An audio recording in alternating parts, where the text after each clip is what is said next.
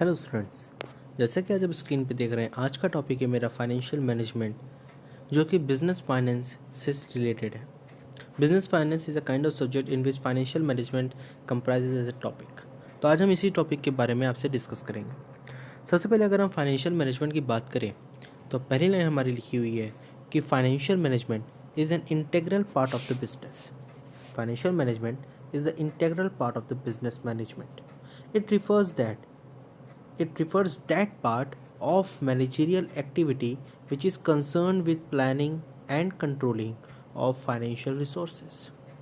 मतलब financial management business management का वो पार्ट है जो कि हमको उन मैनेजरियल एक्टिविटीज़ के बारे में बताता है जो कि फाइनेंशियल रिसोर्सेज के प्लानिंग या उसके कंट्रोलिंग से रिलेटेड हो। एक इंटरप्राइजेस के फाइनेंशियल मैनेजमेंट या फाइनेंशियल रिसोर्सेज की प्लानिंग या कंट्रोलिंग से जो पार्ट रिलेटेड हो, जिसकी मैनेजरियल एक्टिविटी से जो चीज़ें रिलेटेड हो, वो पार्ट, वो बिजनेस मैनेजमेंट का वो पार्ट हमें फाइनेंशियल मैनेजमेंट के नाम से हम उसको जानते हैं।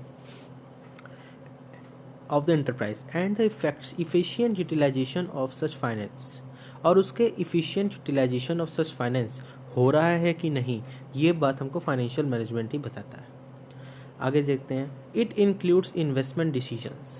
इसमें इन्वेस्टमेंट डिसीजंस भी आ जाते हैं, इसमें फाइनेंसिंग डिसीजंस आ जाते हैं, इसमें डिविडेंड डिसीजंस आ जाते हैं, इसमें liquidity decisions, capital budgeting and budgetary control, ये सारे डिसीजंस इसमें आ जाते हैं। अगर हम बात करें investment decision, financing decision, dividend decision, इस सब चीज़ों की अगर बात करें तो ये सारे डिसीजंस एक तरीके के इम्पॉर्टेंट डिसीजन जो कि एक बिजनेस एंटरप्राइज को लेने पड़ते हैं, जो कि फाइनेंशियल मैनेजमेंट के अंदर आता है। यहाँ पे जो ये बजटरी कंट्रोल लिखा है, इसका मतलब ये हुआ कि मेंटेनिंग ऑफ स्टैंडर्ड, कि हमको स्टैंडर्ड मेंटेन करना, that how much is to spend in coming years and what is the actual balance and what is the estimated balance and that estimated balance is favorable or not favorable. These kind of things is been seen in this budgetary control. And as far as this liquidity decisions is been concerned, cash in hand, bank is liquidity, so this should be maintained because it influence risks. We get to know about day to day work is balanced or not.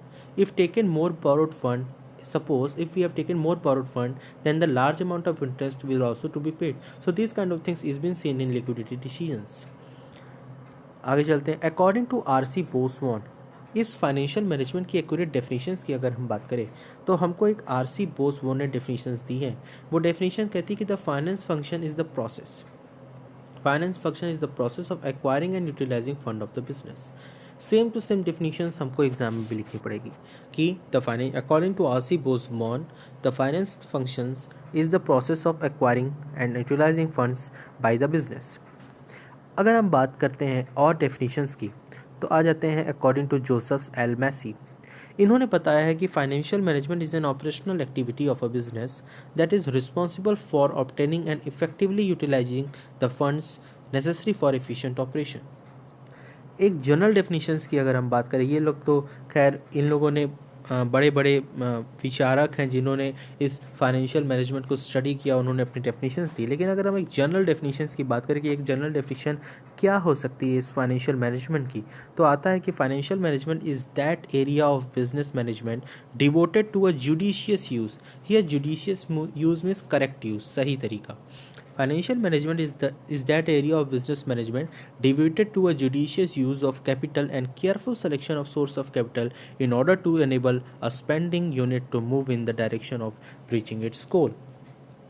This is the perfect definitions if we ask about this financial management. Rather, these all are definitions given by this famous, you can say famous economist or famous scientist who has given this kind of definition is more than sufficient for you. But if you are not only this kind of definition, then general definition is also play a very important role to gain and high marks. अब हम आगे बढ़ते हैं तो इसमें लिखा है natures and characteristics of financial management. There are total 9 points which I have to explain one by one in front of you. First is financial management is an essential part of top management. Any work of top management related to finance, related to trade, marketing, production, etc. Nothing can be done without finance. You all know it. So managing fund is very much important. If we judge our financial position in a correct way, then only we can set our goals. Next is less descriptive and more analytical. It has various financials. It has various financial and statistical tools by which we can do analysis. Tools like cash flow, fund flow, standard costing, marginal costing, budgetary control. There are many much tools. So it doesn't need to do a descriptive study. Hence, we have to take decisions by using these various tools. Next is continuous function. From planning to controlling it involves financial management. So there is need of finance in full financial year, that means in full 12 month. Next is different from accounting functions. In accounts we make trial balance, final account, audit report, and then annual general meeting, director report, journal entry, ledger, and etc. and all. And annual report is published, but in financial management it work related to investment, related to dividend, related to any last profit. Next is wide scope. Its work is not only to gain finance, rather they invest and control also, and there could be productive utilizations of finance too. Next is centralized nature. Only one person should be there to operate finance. Only one person should be there to operate finance. With one person only it is guaranteed or it is approved. Nobody else can interfere in this finance critical situation. Next is measurement of finance. Measurement of performance. After work after the work of finance manager, also note that the budget is effectively utilized or not, in a productive way or not. So for this, finance department set standards, then actual and estimated valuation can be done.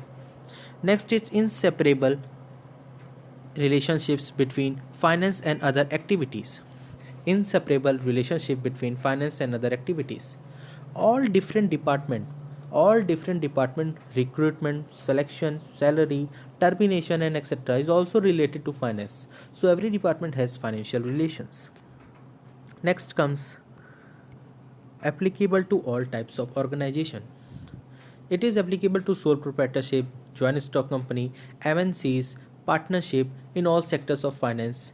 In all sectors, the finance is the only important thing that plays a major and important role, and it is very important in all types of department to guess that what is the financial requirement of that department.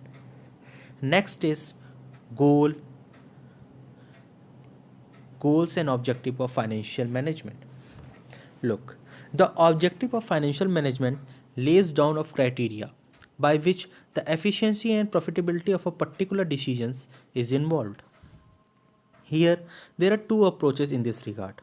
One is profit maximization and second is wealth maximization. We will study these both approaches in a very detailed manner. First is the profit maximization. Here it is written that according to this approach, profit maximization implies that the financial decisions making should be guided by only one test, which is select those assets, projects and decisions which are profitable.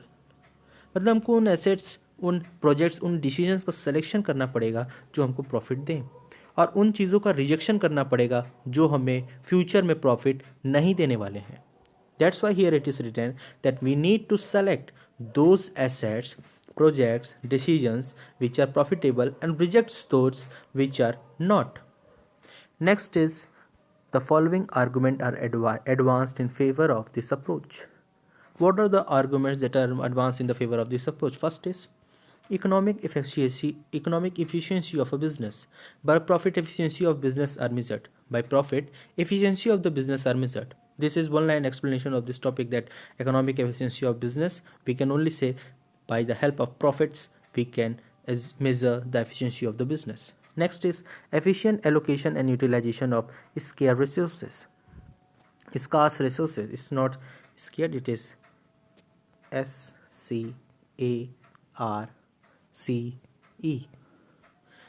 Efficient allocation of and utilization of scarce resources. Sometimes large entrepreneurs have also less capital, so invest your capital where it is efficient and effective.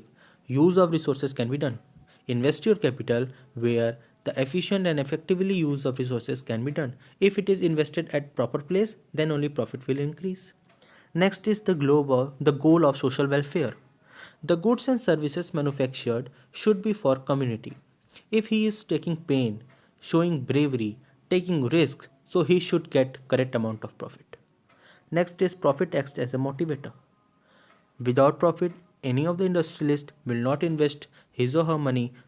So pushing factor of business is only the profit, for which the industrialist invest their capital, which has 100% uncertainty, then also they invest. So profit acts as a motivator. Next comes economic and business condition go on changing from time to time. Yes. Sometimes inflations, recessions, and due to competitions, it is changing in nature, by which our social conditions changes. So if we do not have profit, then we cannot face competition. So it needs continuous profits. Next is profits are the major sources of finance for the growth of the firm. It is big internal source of business. If profit happened, then at the place of providing dividend, reinvest it. You should reinvest the profit which you have gained in last year and then earn more and more profits. If we talk about criticism, profit maximization has its own criticism as well, in which first is ambiguous, means aspasht. We talk about profit maximization, but which profit we are talking about, whether it is net profit, whether it is gross profit, or its shareholder return, so it is ambiguous. Whether it is interim or proposed dividend, which type of dividend we are talking about is not clear in this, so it is ambiguous. Next is ignore the time value of money. There is difference in purchasing power of money. So as purchasing power decreases, price will increase. So by which profit get affected. So due to ignoring, we can't able to determine the total profit. Next is ignore risk factors. No matter what is the amount of risk, the main objective will remain the same. That is to earn profits. So risk factor not acknowledged for earning profit, they ignore risk factor as much as they can. Next comes wealth maximization. Wealth maximization is the second part of this video after the profit maximization. Wealth maximization tells us, we can see further. According to this approach, the work of an asset is measured. According to this approach, the work of an asset is measured in terms of benefit received from it. Use less the cost of its acquisitions. It's less the cost of its acquisitions. Benefits are measured in terms of cash flows received from its use rather than accounting profit, which has the basis of measurement of benefit in profit maximization approach. Here it is very important thing which is need to be taken into consideration, that which was the basis of measurement of benefit in profit maximization approach. Here it is very important thing that need to be taken care of. If we see this line, benefits are measured in terms of cash flows received from its use. Benefits are measured in the terms of cash flow received from its use rather than accounting profit, which was the basis of measurement of benefit in profit maximization approach. Measuring benefit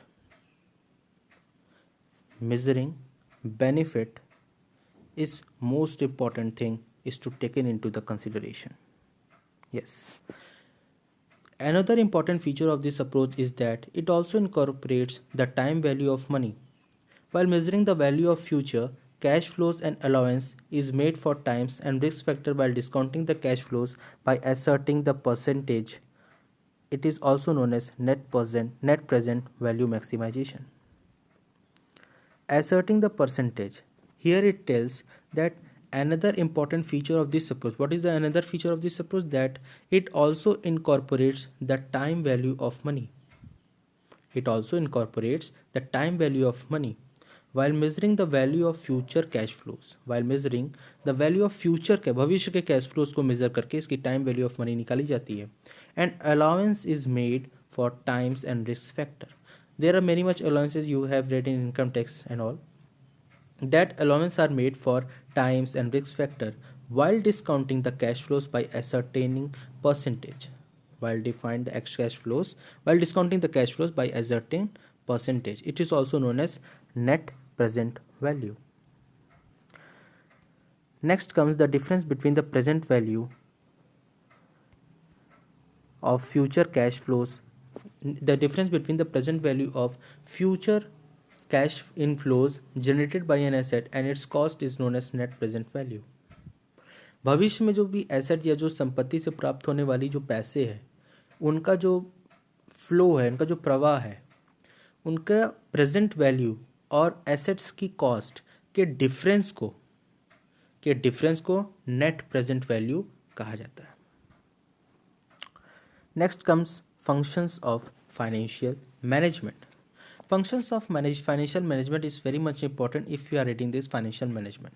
You are very much know that what are the functions of financial management, but here I have taken some points which needs to be explained by me. Here are total 7 points which tells us about what's the function of financial management. In which first point is determining the financial needs. Look, there are two types of fund: fixed capital fund and working capital fund. Fixed capital fund, the fund need for long term like the land, building and etc. so that our fund blocking can be done and which give profit for a long period of time. Next comes working capital fund. It means the cash in hand and at bank. Cash in hand and cash at bank. So how much fund we need to, it should be decided by this. So first of all, do estimation and forecasting of funds. Next comes financing decisions.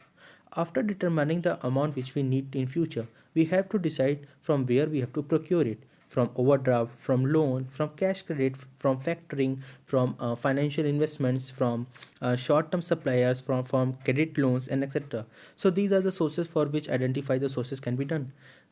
Basically, there are two types of sources. First is own sources, and second is borrowed sources. The ratio between owner's capital and borrowed capital and what is the cost of capital is also very much important to taken care of. Borrowed capital is better than the owner's capital because borrowed funds are invested in our business and owner's fund invested at any other place and generate profits. Next comes investment decisions. Decisions to invest in long-term capital is typically, so we take advices.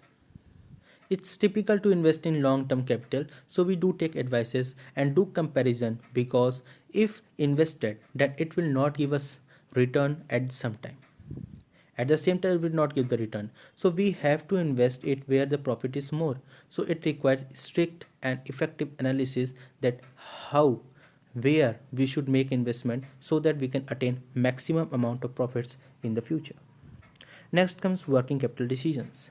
There are two types of working capital: gross working capital, net working capital. Gross working capital means total current asset and net working capital means current assets minus current liability.